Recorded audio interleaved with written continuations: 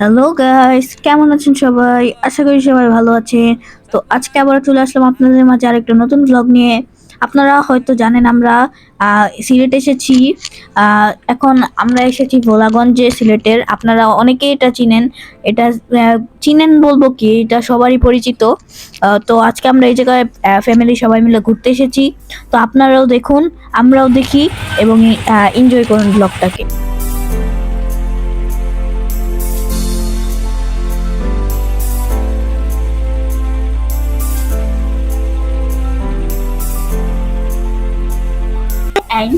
Hello guys, আসসালামু আলাইকুম। আমার নাম হাকিম মিন খালু সাফা।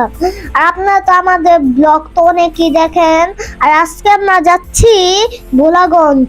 আর আমরা গোসল করবো, আপনারা আমাদের সাথে থাকেন। ধন্যবাদ।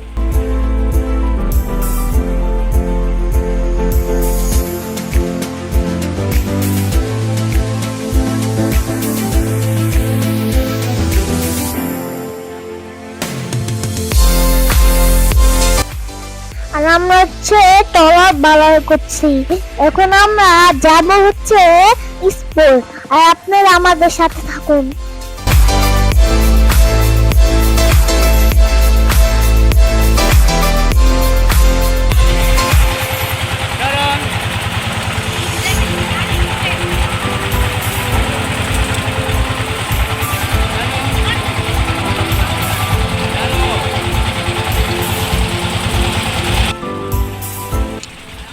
সো গাইস, আমরা এখন বোট ভাড়া করেছি, রিজার্ভ করেছি আর কি, ভাড়া না।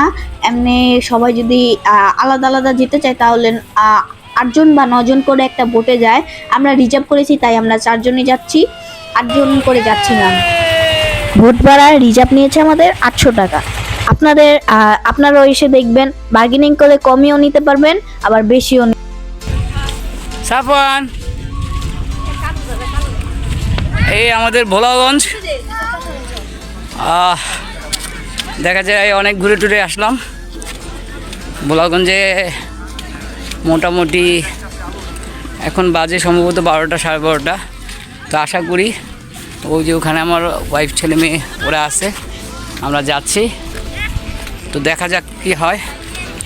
আসলে রৌদ্র বেশি, তার জন্য কষ্ট হচ্ছে। আর জার্নি করতেছি 3 দিন ধরে, এই জন্য একটু বেশি লাগতেছে। তারপরও আলহামদুলিল্লাহ, আমার দেশ তো আমার কাছে অনেক ভালো। ইন্ডিয়া থেকে গিয়ে আসলাম কয়েকদিন আগে, মানে 2 দিন, গতকালকে ইন্ডিয়া থেকে আসছি। তো আজকে আমার দেশে, তো আমার দেশ তো মোটামুটি আমার কাছে সবসময় ভালো, আলহামদুলিল্লাহ। চরণ, তোমার কিছু বলার আছে বলো। আর সাফান, তুমি কিছু বলবা? রানু, কিছু বলবা? তো আমরা দেখি সামনের দিকে কি হয়। আস্তে আস্তে আমরা যাচ্ছি সবাই স্পটের দিকে। বোঝা যাচ্ছে অনেক স্রোত। এখন বাকিটুকু আল্লাহ পাকের ইচ্ছা, গিয়ে আগে দেখি। একটা চেয়ার নিতে হবে আগে, তারপরে দেখি। লকার আছে অবশ্য, লকার সিস্টেম আছে, কিন্তু তারপরেও যে তোমার ওয়াইফ নামবে না, তো আমরা 2 ছেলেকে নিয়েই আমি নামবো। স্রোত বেশি, তার জন্য একটু বুঝে শুনেই কাজ করতে হবে। ভোলাগঞ্জে আমি অনেক আগেও আসছি, অনেকবারই আসছি। তো আমার ফ্যামিলি পুরো আজকে ওরা প্রথম, দেখি কি হয়। তো ভালো থাকবেন।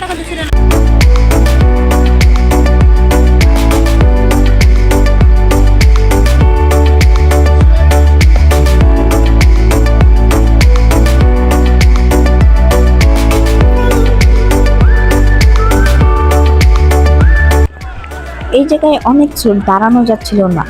আপনারা এসে দেখেন, অনেক ভালো লাগবে আপনাদের। আমার কাছে তো অনেক ভালো লেগেছে, আপনাদের কাছে কিরকম লাগবে সেটা তো আর বলতে পারবো না। তো আপনারা এসে দেখেন, ইনশাল্লাহ আপনাদেরও ভালো লাগবে।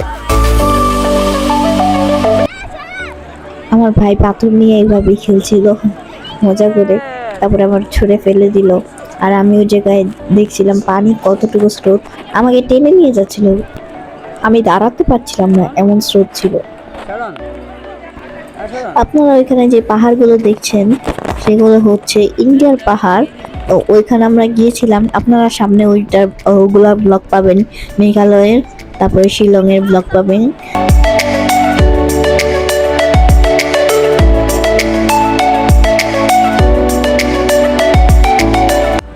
দেখেছেন পানি কত ক্লিয়ার, মানে আমি ক্যামেরাতে কিরকম দেখা যাচ্ছে আমি বলতে পারবো না, কিন্তু পানিটা দেখেছেন কত ক্লিয়ার। আমি মানে রিয়েলে যা দেখেছি অনেক সুন্দর ছিল, কিন্তু ক্যামেরাতে অত একটা বোঝা যাচ্ছে না ক্লিয়ারটা, কিন্তু রিয়েলে মানে কিভাবে বুঝাবো, আপনারা আপনারা না আসলে বুঝবেন না। যারা যারা আসছেন তারা তো জানেনই এটা অনেক ক্লিয়ার পানি এই জায়গায়, আপনারা এসে দেখলে বুঝবেন কতটা ক্লিয়ার।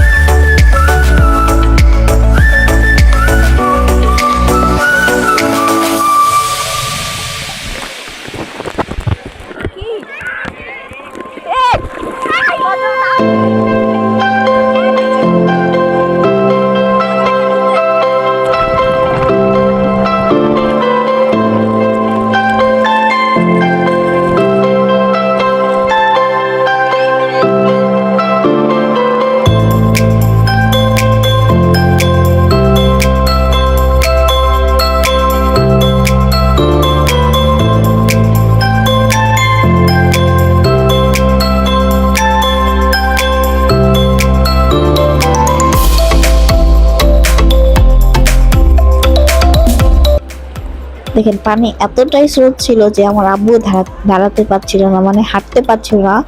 আব্বু একটু ওদিক যাচ্ছিল কিন্তু আব্বু হাঁটতে পারছিল না, অনেক স্রোত ছিল পানিতে, মানে দাঁড়ানো যাচ্ছিল না। অনেকে স্রোতের ওই জায়গায় যে শুয়ে রয়েছে, কিন্তু কিভাবে আমি বুঝলাম না, আমি তো দাঁড়াতেই পারছিলাম না। আর আব্বু তো হেঁটে যেতে পারছিল না, আপনারা হয়তো দেখতে পাচ্ছেন।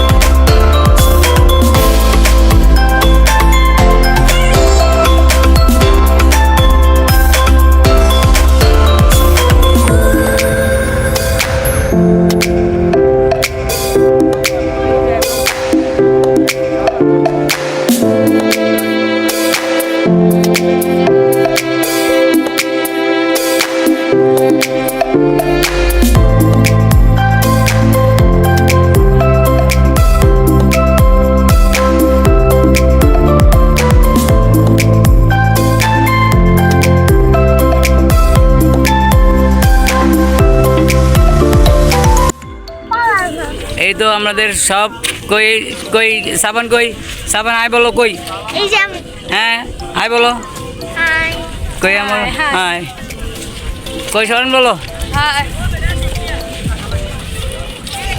এই তো কই সাফান আসো কি তোমার আসো কেমন লাগলো? ভালোই লেগেছে, খুব সুন্দর।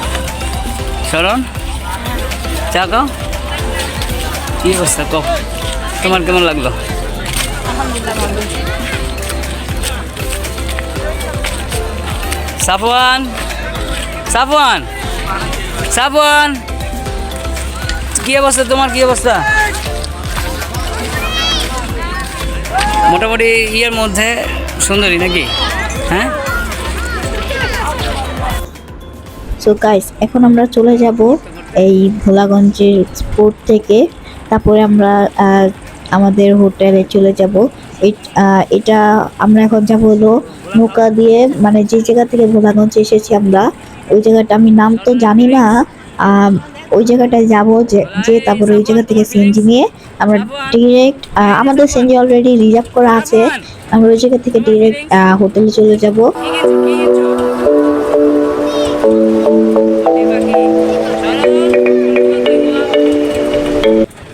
এই জায়গা আমি আর আমার মা গোলা খাচ্ছিলাম, গোলাটা অনেক ভালোই ছিল, আমার মারটা নাকি আমার মার কাছে অনেক ভালো লেগেছে। আর আমার মা যে গোলাটা খেয়েছিল আর আমি কখনোই দেখিনি, মানে লেবু ছিল, তারপরে ঝাল ছিল এটার মধ্যে, আর কাঁচামরিচ দিয়েছিল, তারপরে টক দিয়েছিল, তেঁতুল দিয়েছিলাম, বুঝলাম না এটা কোন টাইপের গোলা, প্রথমবার আমি দেখলাম। আর আমারটা তো নর্মাল, আমি মিষ্টিটাই খেতে পছন্দ করি, লালটা, এছাড়া আমি কোনোটা খাই না। আর এই জায়গায় গোলাটা আর কি কন্ডেন্স মিল্ক দেয় না, কিন্তু এই জায়গায় গোলার দাম অনেক, 30 টাকা একটা পার পিস গোলার দাম।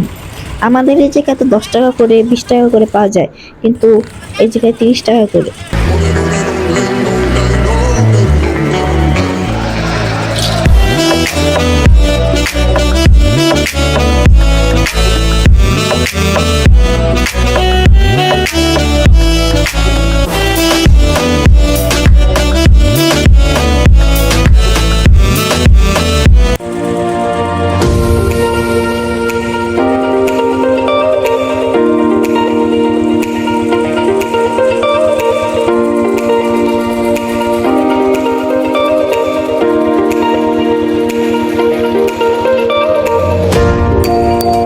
এই জায়গার ভিউগুলো ছিল এক একটা অনেক সুন্দর, মানে বলে বোঝাতে পারবো না, আপনারা হয়তো আসলে বুঝবেন এত সুন্দর ভিউ।